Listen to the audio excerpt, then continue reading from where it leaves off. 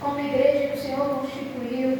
Deus, ó Pai, com os nossos irmãos, nós te agradecemos, ó Deus, pelo privilégio de estarmos, ó Deus, juntos, unidos, Pai. Deus, para ouvirmos, Deus, as suas santas escrituras, para ouvirmos as tuas palavras, ó Deus, Pai, que são amáveis, Deus, que são palavras de boas novas, Senhor, são palavras que nos dão esperança, que nos trouxe salvação, Deus. Nós te louvamos, nós te bendizemos, ó Deus, Deus, porque o Senhor é bom, Senhor, de eternidade em eternidade, o Senhor não muda, o Senhor é fiel. Deus, obrigada, Senhor, ó Deus, porque o Senhor não nos trata, Senhor, segundo os nossos pecados. Deus, porque o Senhor também é misericordioso. Deus, é o Senhor que leva para longe de nós todas as nossas iniquidades. Deus, é o Senhor que nos lava, o Senhor que nos restaura e nos traz, Deus, para si mesmos, Senhor. Por isso nós te louvamos. Deus, nós te louvamos porque o Senhor nos comprou com alto preço. Deus, nós passamos a pertencer ao Senhor. Deus, nós somos adotados por Ti, somos filhos amados. Nós, Deus, que andávamos, Deus, desagarrados, nós que andávamos em trevas, Deus, nós que andávamos sendo inimigos Seus, nós que andávamos sujos, ó Pai, nós que andávamos em caminho de iniquidade, de maldade, de orgulho, em revolta contra o Senhor. Senhor, a Tua luz raiou, a Tua voz, Senhor, bradou, Senhor, e o Senhor nos chamou para si. Deus, o Senhor rompeu os nossos grilhões, o Senhor abriu os nossos olhos, ó Pai, tirou a nossa surdez, nos chamou, Deus, com a Tua graça eficaz, e nós somos Deus, ó Pai, nós somos Teus, Senhor, por isso nós te louvamos. Deus, nós não somos mais escravos deste mundo, não pertencemos mais ao reino das trevas, Deus, mas estamos alicerçados no Senhor. Deus, nós estamos vivendo em Cristo, Senhor. Nós não pertencemos mais a esses sistemas corruptos, Deus, mas estamos no Filho do Teu amor, ó Pai. Deus, obrigado por tantas bênçãos, Senhor. Obrigado porque o Senhor é um Deus de providência. Deus, o Senhor é Deus que provê, é o Deus que nos vê, Senhor. Deus, o Senhor conhece as nossas necessidades antes mesmo, Senhor, que falemos quais são, ó Pai. O Senhor nos conhece, o Senhor se lembra, Deus, que somos pó. Ó Senhor, ó Deus, obrigado por isso, porque o Senhor sabe das nossas fraquezas, o Senhor conhece as nossas necessidades, Pai, porque o Teu Filho um dia se fez carne, o Teu Filho se fez homem, Senhor, ó Deus, e Ele sabe o que é ser homem, Ele padeceu todas as coisas, e Ele pode nos socorrer no tempo oportuno, Senhor. Obrigado por isso, obrigado porque o Senhor é socorro bem presente na hora da angústia. Deus, obrigado porque o Senhor é a nossa torre forte, a nossa rocha inabalável. Obrigado, Senhor, obrigado, Senhor. Receba, Pai, o nosso culto, receba, Deus, a nossa adoração, o nosso louvor, Pai. Deus, que não sejam lábios, Senhor, enganosos, fraudulentos, Deus, mas que seja um louvor feito em sinceridade, um louvor de coração, um louvor de uma vida, Deus, que se rendeu ao Senhor, a vida, Senhor, a Deus, que entende que em Ti nós temos todas as coisas, que no Senhor nós somos mais que vencedores, que é de Ti, Deus, a fonte de todas as nossas bênçãos, ó Pai. Deus, receba esse momento, em nome de Jesus, e que Teu nome, ó Pai, seja engrandecido entre nós, que o Senhor seja louvado como lhe é devido, ó Pai, em nome de Jesus. Amém, Senhor, amém. Amém, irmãos? Vamos ler a palavra do Senhor, para darmos início a este culto, lá em 2 Pedro, capítulo 1.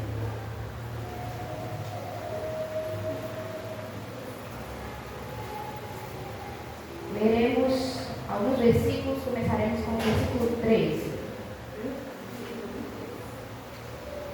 2 Pedro 1, 3.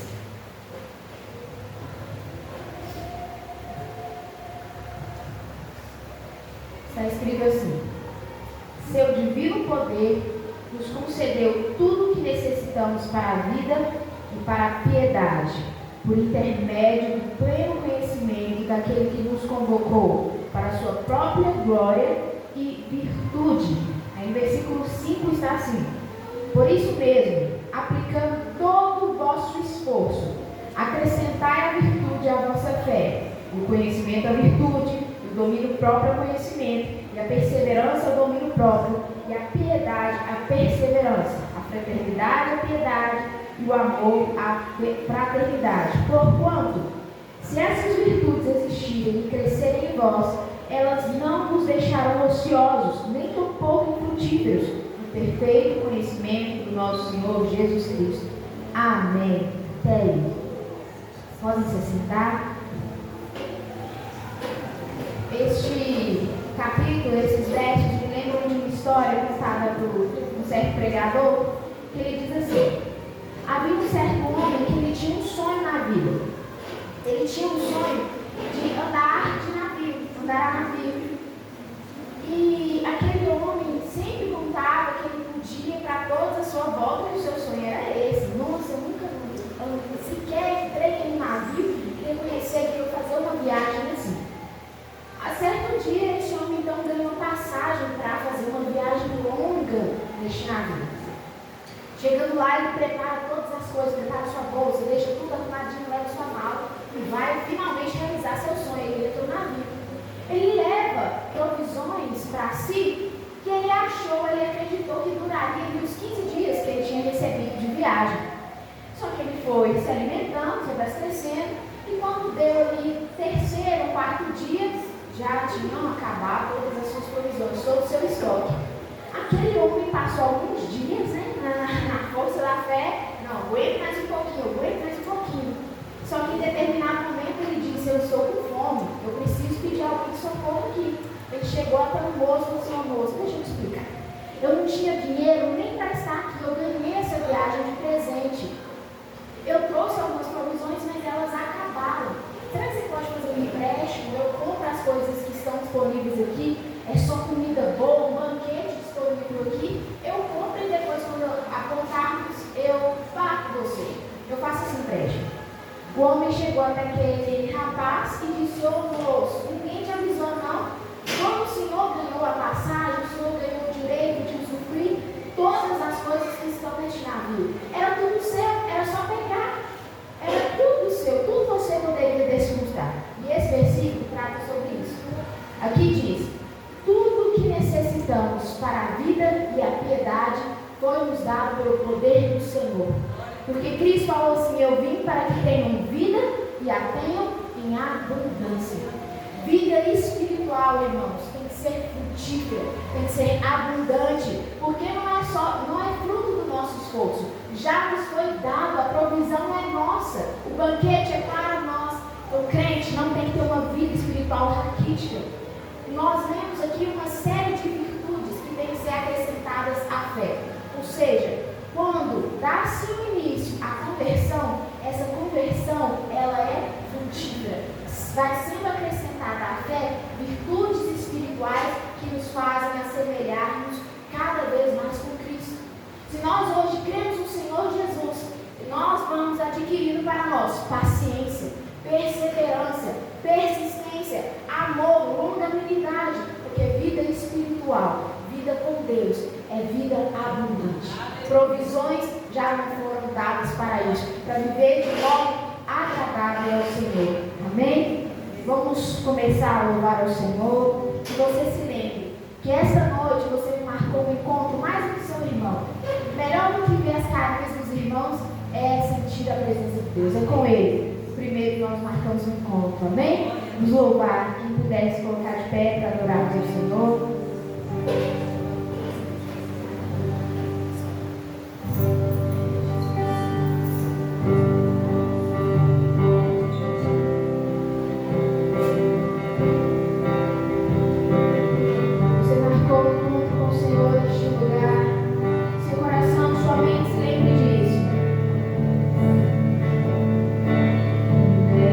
Noite feliz,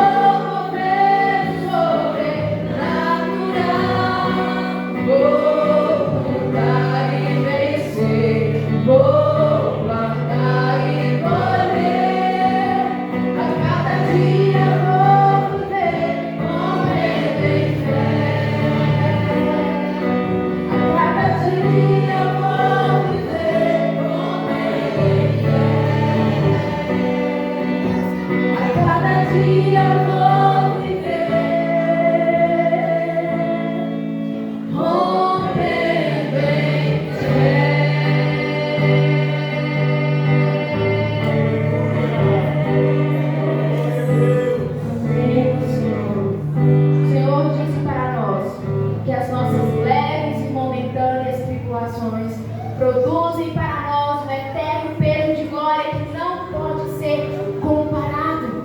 Aquele que crê deve crer em Cristo, que Deus existe, e Ele é galardoador de todos aqueles que o buscam. Há um Deus que nos vê, há um Deus assentado nos céus, um Deus soberano, irmãos, que vai nos galardoar, e Ele está conosco na batalha. É este Deus que servimos, portanto podemos dizer: Senhor, eu sei que vai valer a pena. Senhor, eu sei que estás comigo aqui, e logo em breve me receberá na glória, Senhor. E o Senhor enxugará toda lágrima, não haverá mais pranto, mais dor, Senhor. Contigo vale a pena. Amém.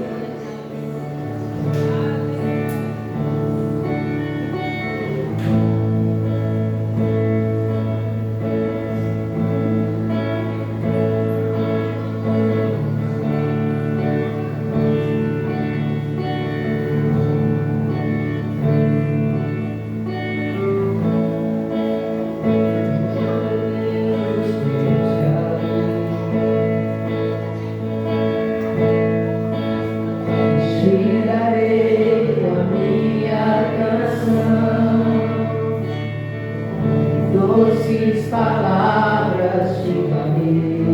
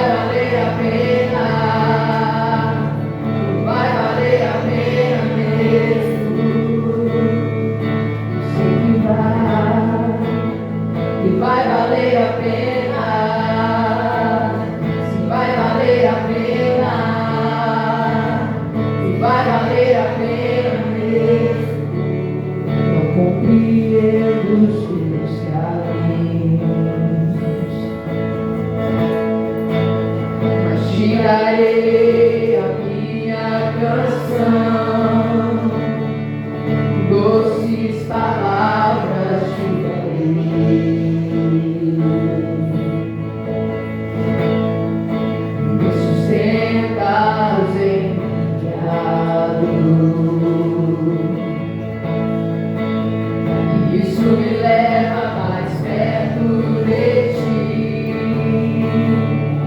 mais perto dos teus caminhos.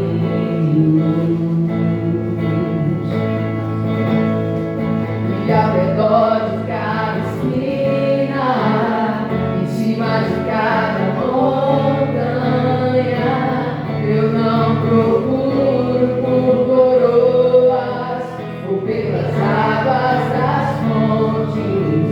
Desesperado eu te busco, frenético acredito que a visão da tua face é tudo que eu preciso. Eu te direi que vai valer a pena, vai valer a pena, vai valer a pena mesmo. Se vai valer a pena, se vai valer a pena, vai valer a pena mesmo. Já valeu. Senhor, valeu a pena. Senhor, valeu a pena. Senhor, valeu a pena mesmo. Senhor, valeu a pena. Senhor, valeu a pena. Senhor, valeu a pena mesmo. Cante para Ele, Senhor. Senhor, valeu a pena.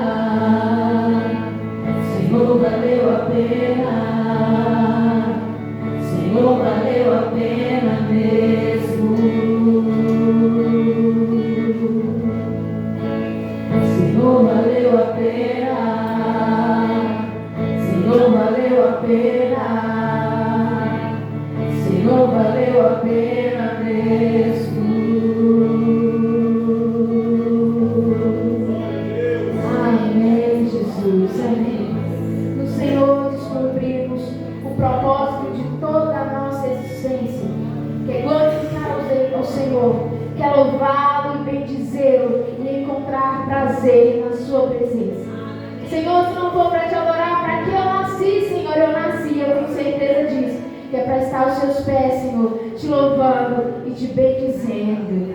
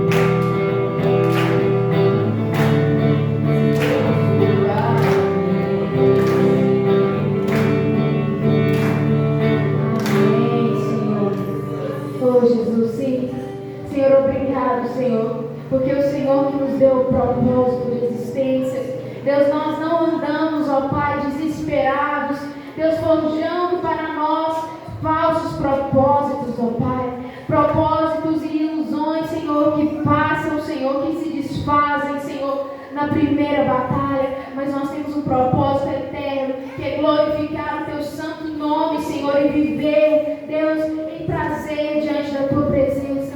Nós Te agradecemos, ó Deus, que isso, Senhor, seja uma verdade profunda no nosso coração, que possamos viver, Senhor, a fim de glorificar o trabalho, o valioso trabalho do Teu Filho, Senhor, na cruz do Calvário, que o Cordeiro receba a recompensa pelo seu trabalho, Senhor. Deus, que possamos frutificar para o Teu santo nome, Senhor, que o Senhor seja glorificado em nós, resplandeça, Senhor, a luz do Teu rosto sobre nós, traz luz sobre as nossas trevas, ó Pai, e que possamos, ó Deus, dia após dia, bendizê-lo, Senhor, com todo o nosso ser. Deus, que as palavras da nossa boca e o meditar do nosso coração sejam a Ti agradáveis, ó Pai, em nome de Jesus. Continua conosco, nós queremos ouvir o Senhor falar. Deus, que possamos praticar o que aprendemos aqui, Senhor, em nome de Jesus. Amém, Senhor. Glória a Deus. As crianças podem vir aqui à frente, vamos orar por vocês. Glória a Deus, glória a Deus. Casa cheia. Que bênção. Pode vir, você. Glória a Deus. Isso. Estenda suas mãos para cá, vamos orar pelas crianças, para que elas possam ir para essa linha. Senhor, nosso Deus e nosso Pai, estendendo as nossas mãos sobre essas crianças. Senhor, delas é o reino dos céus para sempre, Senhor. Que eles cresçam na graça e no conhecimento do Senhor e não se desviem nem para a direita e nem para a esquerda, meu Pai, em nome de Jesus. Amém, Senhor. Podem seguir a Ti, crianças. Amém. Glória a Deus. Glória a Deus. Queridos e amados irmãos, hoje nós vamos meditar um texto das Sagradas Escrituras que encontra-se em Apocalipse. Quem puder abrir suas Bíblias comigo. Apocalipse capítulo 2, versículo 8 e 11. 8 a 11.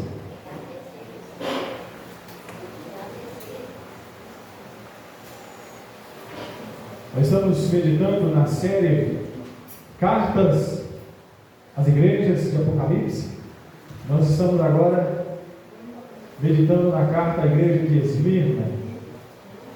Apocalipse capítulo 2, versículo 8 e 11.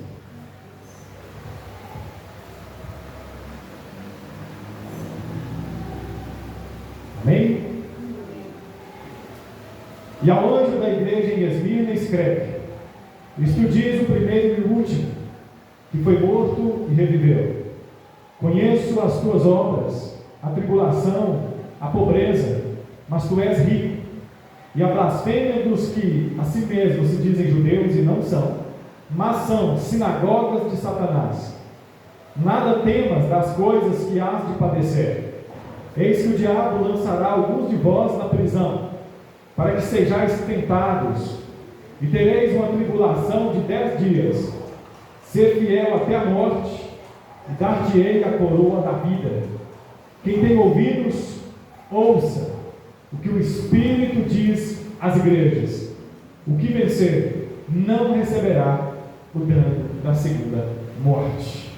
Senhor Deus e Pai Todo-Poderoso, essa é a sua palavra. Que o Senhor fale conosco. Que o Senhor venha, Deus, receber de nós agora um ouvido atento e um coração sincero e temente ao Senhor. Pai, que venhamos guardar essa palavra em nosso coração, no fundo da nossa alma, Senhor, para que nos permita uma peregrinação com sensatez e espiritualidade.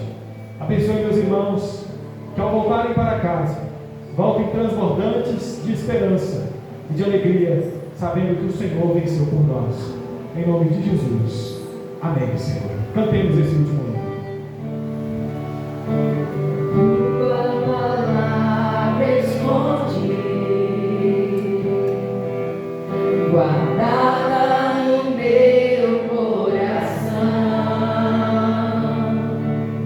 pra eu não pecar contra ti, Senhor. A tua palavra escondi, minhas vestes no sangue lavei, das tuas águas bebi,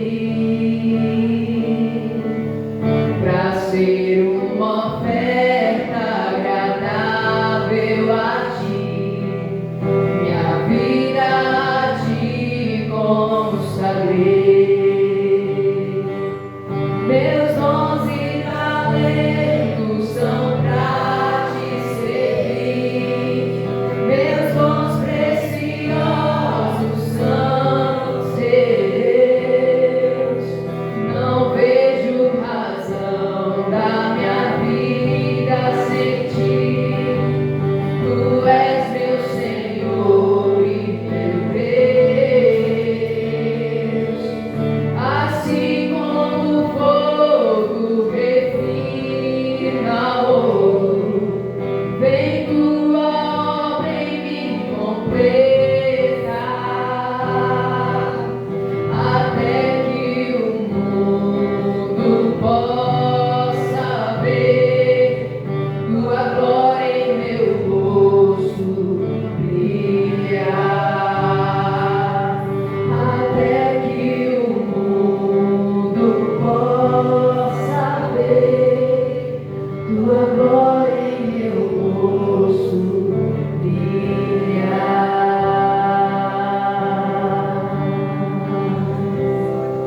Glória a Deus, glória a Deus. Podem se sentar, amados. Irmãos, meditamos já na carta do Senhor Jesus à igreja de Éfeso, Pérgamo, Tiatira. Vimos sobre a igreja que tinha teologia, conhecimento e trabalho, mas não tinha amor, que era a igreja de Éfeso. Jesus recomendou àquela igreja a voltar à prática das primeiras obras, para que pudesse ser aceita. Vimos sobre a igreja que tinha fama de vida, mas na verdade estava morta. Tinha a aparência de santidade, mas por dentro era apenas morte, fedor, nada que agradava ao Senhor. Vimos também Pérgamo, a igreja casada com o mundo, aquela que foi vencida pelo cavalo de Troia, os inimigos que se introduziram através da doutrina de Balaão, da doutrina dos Nicolaitas, que corromperam a igreja de Pérgamo e a levou a ser repreendida pelo Senhor. Agora estamos na cidade de Esmirna, uma cidade grande, uma cidade próspera, uma cidade que tinha o apoio de Roma para ter tudo, riqueza, dinheiro e tudo mais. Mas dentro da cidade de Esmirna tinha uma igreja. Diferentemente da cidade, essa igreja era pobre. Essa igreja não tinha força. Era uma igreja fraca, era uma igreja pequena e ainda por cima, uma igreja que estava sofrendo com as perseguições de Satanás, vivendo as lutas da vida cristã. E o Senhor conhece tanto as igrejas, que Ele vai em encontro da igreja em Esmirna e manda esse recado. E ao anjo da igreja em Esmirna, eu já chamo a sua atenção por essa primeira parte, a igreja em Esmirna, a igreja que está em Esmirna, mostrando que eles estavam ali, mas eles não eram dali. Quando fala estar ali, está falando de algo passageiro, de algo momentâneo. Logo, logo aquela igreja não estaria mais em Esmirna, estaria no seu destino final na glória celestial. Assim também, irmãos, em Diamantina tem uma igreja. Nós estamos aqui, somos forasteiros, somos peregrinos, e a igreja não pode esquecer dessa identidade. Porque no dia que você deixar de peregrinar, no dia que você deixar de habitar em tendas e se apegar com os costumes daqui, você já abandonou a sua cidade, você abandonou a sua cidadania celestial. Lembre-se que você é embaixador. Abraão esteve no Egito, o povo de Israel esteve no Egito, mas eles nunca foram do Egito. Ló, por um tempo, esteve em Sodoma, mas ele não era de Sodoma, ele era de um outro lugar. Nós também não somos daqui. E nós devemos sempre nos lembrar disso. Temos costumes diferentes, jeito diferente de ver a vida e de viver a vida. Vemos diferente e vivemos diferente. E a igreja de Esmina estava ali naquela cidade, mas por pouco tempo. Tem um texto que diz em Hebreus 13:14, falando assim: porque não temos aqui cidade permanente, mas buscamos a cidade eterna. Mas buscamos. A igreja de Esmina pode buscar, preparar-se para encontrar a Cristo, para ir para essa cidade celestial. Aquela igreja foi perseguida duramente, ela foi humilhada. Conta-se que na cidade de Esmina chegou-se um dia no alto do monte e colocavam ali os cristãos, 1000 cristãos, e jogavam mais de 1000 cristãos assim, mensalmente, por baixo, para aquele monte, caíam em pedras, machucavam, se arrebentavam todos. Por quê, irmãos? Por proferir Jesus Cristo como Salvador. Nós devemos buscar um lugar melhor, a semelhança dos antigos pais da fé. Mas o mundo está tão bom, o mundo está tão confortável, para que buscar um outro lugar? Temos tudo, dormimos bem, agora não temos aquelas dificuldades de antigamente, como as pessoas diziam. Temos tudo aqui, irmãos, a terra é quase um paraíso, e muitos estão fazendo morada aqui. Deus falou através do profeta Jeremias para os judeus na Babilônia: olha, vocês ficarão aí por 70 anos, depois de 70 anos vos trarei de volta. 70 anos se passaram, e Deus levantou alguém para mandar o povo de volta para Jerusalém, mas nem todos foram. A maioria já tinham construído famílias em Babilônia, e preferiram ficar lá do que irem para a cidade do qual tinham se originado. E nós, irmãos, quantos cristãos já se fixaram aqui nos costumes de Diamantina, no jeitinho mineiro de viver, no jeitinho mundano de existir? E quando Jesus voltar, ficarão aqui também. Lembre-se, você é forasteiro aqui. Para uma igreja que estava sofrendo, Jesus disse: assim diz aquele que é o primeiro e o último, o que foi morto e reviveu. Essa identidade de Jesus Cristo para a igreja de Esmina é muito importante, porque é a revelação de Jesus Cristo que vai nos dar perseverança suficiente, que vai nos dar força suficiente para continuar avançando em nossa jornada cristã. É saber quem Cristo é, irmãos. Não é ter falsas esperanças, é olhar para Jesus, autor e consumador da nossa fé, que nos fará continuar vivendo a vida cristã. No seu momento de dor, no seu momento de aflição, quando você está sendo esmagado, para quem que você olha? Muitos olham para o passado e veem o passado como algo muito belo e querem voltar ao passado. Querem viver uma outra vida. Olham para os poderosos desse mundo e gostariam de viver uma vida semelhante a deles. Uma vida onde fazem de tudo e por nada prestam contas. Eu gostaria de viver igual aquela pessoa. Eu queria ser igual aquele homem. Eu queria ser igual aquela mulher. Eu queria ser igual aquele modelo de vida que parece próspera neste mundo. Mas aqui eu aprendo uma lição. Quando as coisas estiverem difíceis para você, olhe para Jesus Cristo, o primeiro e o último. Essa identidade de Jesus, o primeiro e o último, é importante para a igreja de Esmina. Porque quando você está sofrendo, você começa a se perguntar: por que o sofrimento? Por que a dor? A pergunta do livro de Jó todo, era: por que o justo sofre? Porque eu amo a Deus, porque eu temo a Deus, porque eu sirvo a Deus, e ainda padeço dor, porque eu ainda sofro, porque o meu filho foi embora, porque a doença bateu na minha porta, porque os inimigos estão me perseguindo e eles estão triunfando sobre mim. Por quê? E alguns chegam à conclusão de que Deus não existe. Irmãos, e começam a ter inveja do jeito mundano de viver, e começam a se rebelar contra o Senhor. O salmista Asaf, no Salmo 73, também aborda a questão do sofrimento. E ele fala: olha, Quando eu olhei para a prosperidade dos ímpios, eu os invejei e quase se resvalaram nos meus pés. Porque eu me perguntava: olha, Senhor, eles fazem o mal e eles engordam, as gorduras saltam-lhe dos olhos, mas quanto a mim, padeço necessidade. Foi em vão ter guardado puro o meu caminho.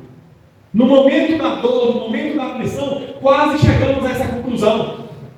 Foi em vão, não teve utilidade eu guardar puro o meu caminho, eu me santificar, eu viver uma vida diferente, porque eu me santifiquei, eu servi o Senhor. No entanto, os outros que não temiam o Senhor prosperaram.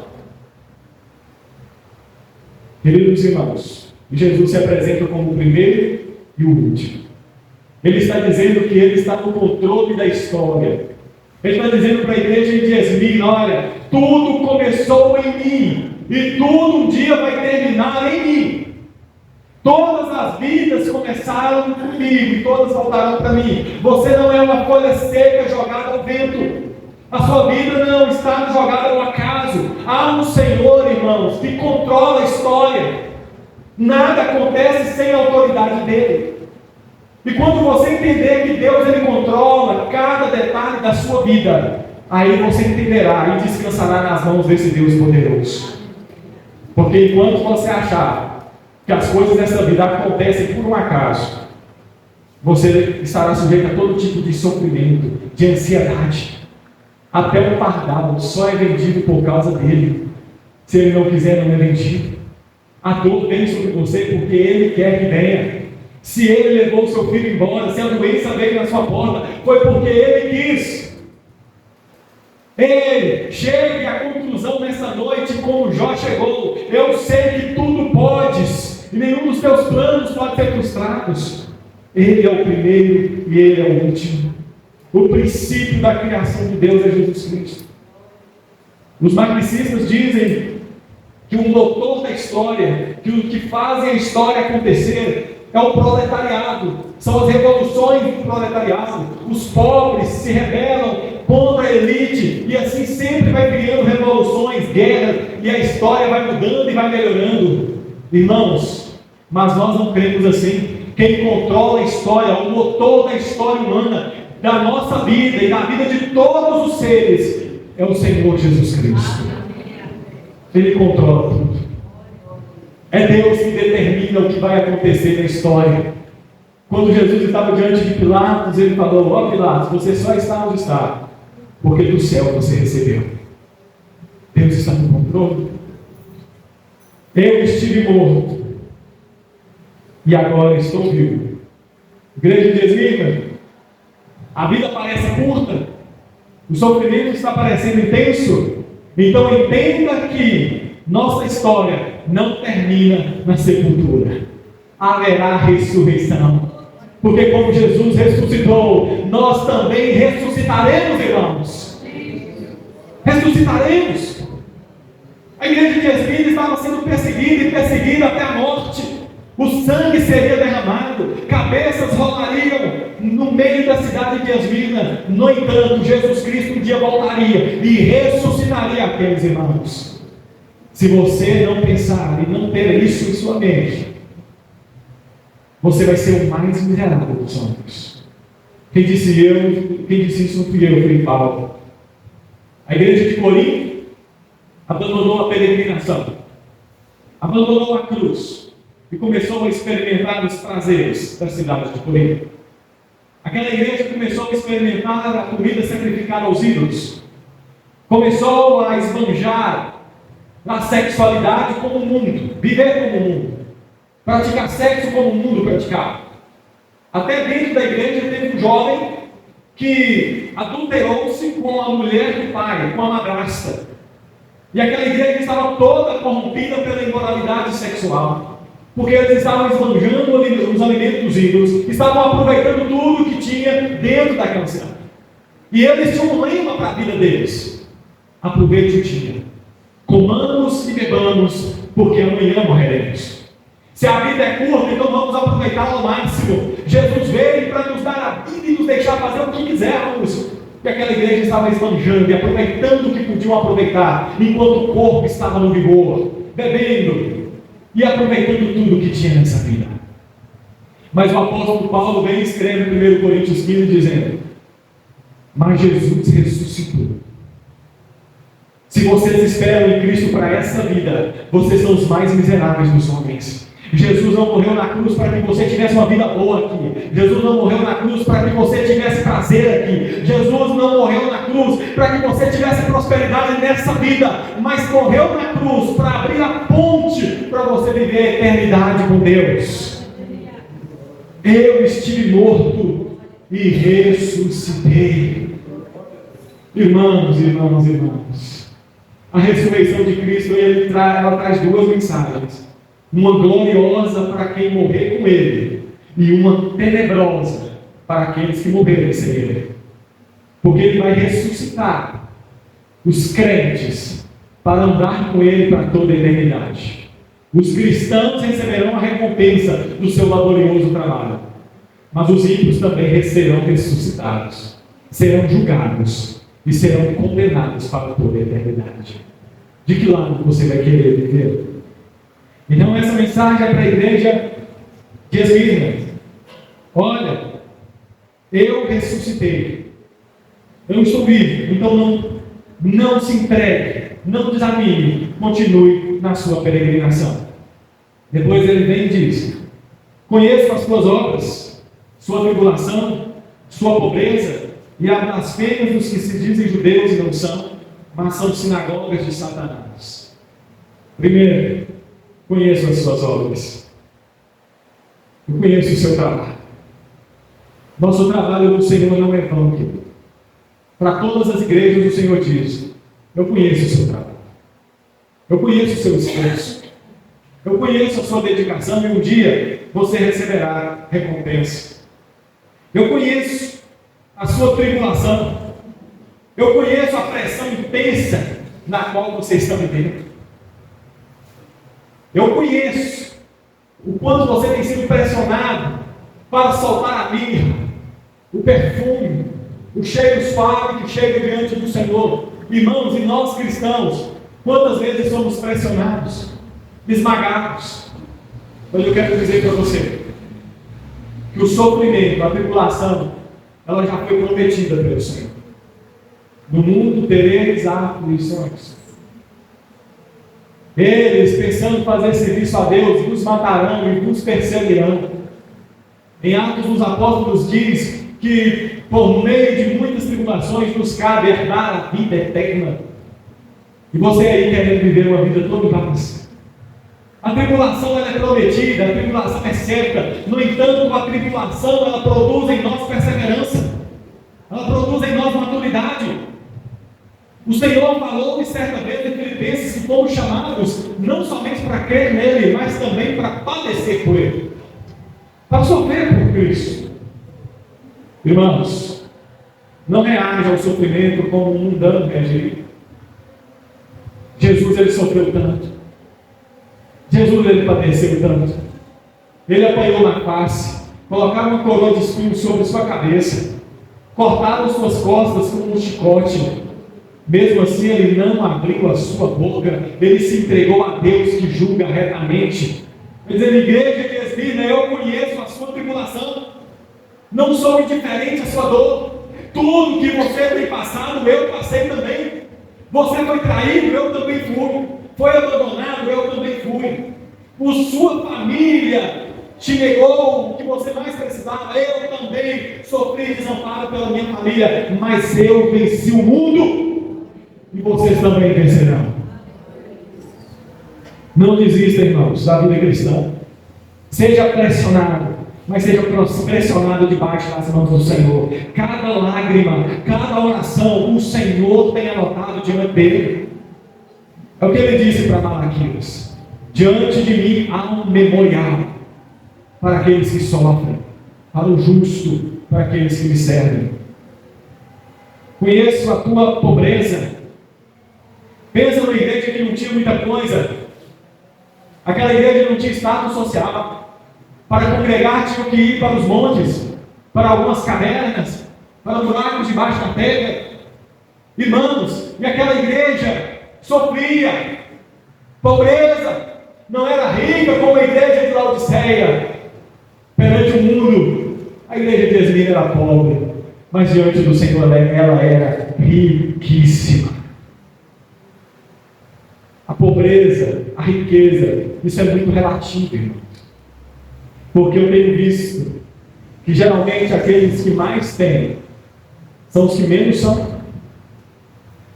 Eles não somente possuem o dinheiro, mas o dinheiro os possui também. Geralmente é assim. Até dentro da igreja, pode-se notar, aqueles que mais contribuem no reino de Deus são aqueles que menos têm. São aqueles que não são prósperos, que não são os ricos do mundo, mas sempre têm servido o reino de Deus. Queridos e amados irmãos, isso é muito relativo. Jesus, ele conta a parábola do rico e Lázaro. Um tinha roupa, tinha dinheiro, tinha amigos, tinha prosperidade, o outro nada tinha. Mas quem era rico mesmo diante do Senhor era Lázaro. Eu não estou chamando você para fazer um voto de pobreza, não. Eu estou te chamando para não olhar para as suas riquezas e esquecer o que realmente vale: servir ao Senhor. O Salmo 49 é um dos salmos mais pesados da Bíblia. Depois você lê na sua casa. Ele é tremendo, ele é forte. E ele fala que os homens poderosos colocam seus nomes em suas fazendas, pensando assim em eternizar os seus nomes. Mas como ovelha que desce ao matadouro, eles descerão à sepultura e serão para sempre esquecidos. Mas o Senhor diz que aquele que o serve, aquele que o busca, com temor e tremor, serão sempre lembrados na eternidade. Onde você tem juntado o seu tesouro? Onde você tem juntado a sua riqueza? Onde você tem procurado fazer amigos? No céu ou na terra? Porque às vezes, irmãos, nos esquecemos de quem somos e nos esquecemos também para onde vamos. E trabalhando só para essa vida. Jesus em Mateus 6, ele vai falar o seguinte: olha, não vai tesouro no céu, onde a traça não corrói, onde o ladrão não rouba, menino nem rouba. Mas não tem tesouro lá. Não tem tesouro na terra, onde a traça corrói, onde os ladrões vivem e roubam. Depois ele fala que se os seus olhos forem maus, todo o seu corpo será tenebroso. Se o seu olho for doente, aquela pessoa que não consegue enxergar direito, ela sempre vê duas coisas. Quantos dedos tem aqui? Tem 4, não, tem 8. Não consegue enxergar direito. Tem gente que tem miopia, não consegue enxergar direito, distante, só enxerga as coisas de perto, só enxerga essa vida.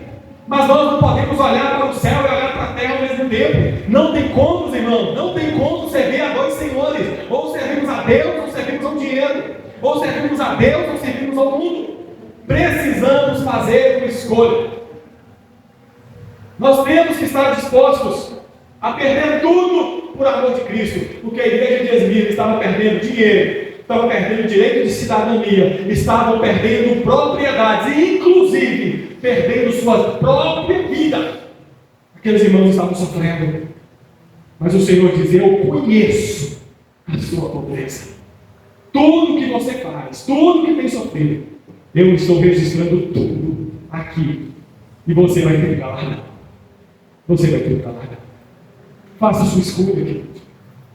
Sirva ao Senhor de coração, com toda a tua alma, com todo o teu coração e com todo o seu entendimento. Eles também estavam sofrendo perseguições. A blasfêmia daqueles que se diziam do Deus e não é, mas eram sinagogas de Satanás. Tem gente que te persegue, mas eu quero te lembrar que a sua luta não é contra carne nem sangue, é contra as potestades e principados das regiões celestiais. Quem está por detrás das perseguições é o próprio diabo.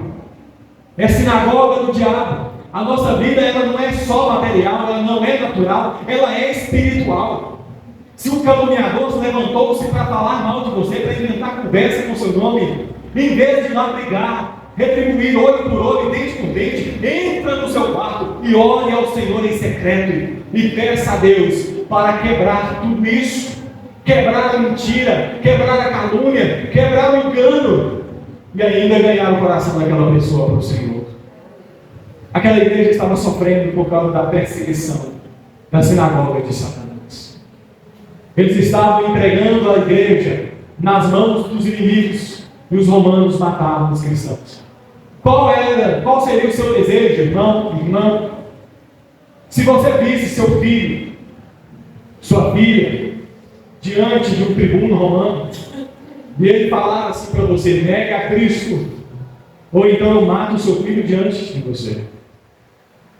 E você dissesse: eu sirvo a Cristo e não vou negá-lo. E ele cortasse a cabeça da sua criança na sua frente. Qual seria a sua reação? Porque fazer isso é uma coisa. Agora, como ficaria o seu coração depois disso? Você ficaria magoado? Se sentiria injustiçado?